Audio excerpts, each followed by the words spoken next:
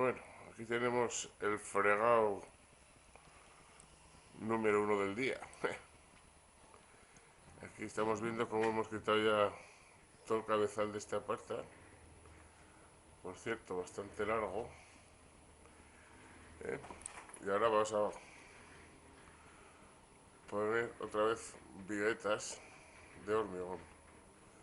Como vemos ahí al fondo, está hecho un sardinel con ladrillo macizo antiguo. Ahora empezaremos a nivelar.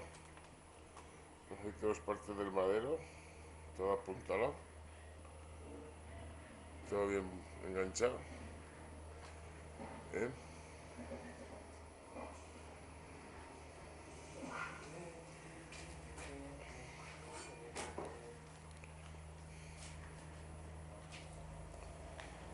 Aquí estamos viendo el madero este que estaba ahí.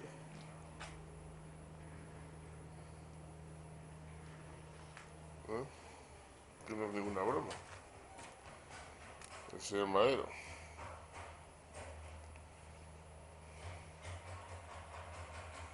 A ver si levantamos ahora todo esto y ya lo dejamos en condiciones.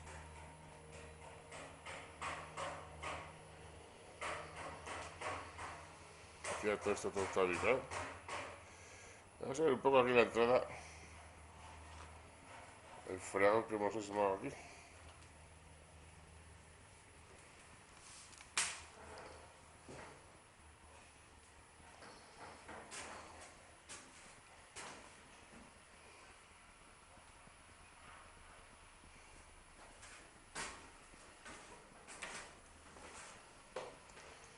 Esta es toda la solera, todo picado. Y todo ya preparado ahora ya para dejar los días que seque un poco y colocar cerámica. Aquí la subida a la vivienda. Y aquí salida a la cuadra.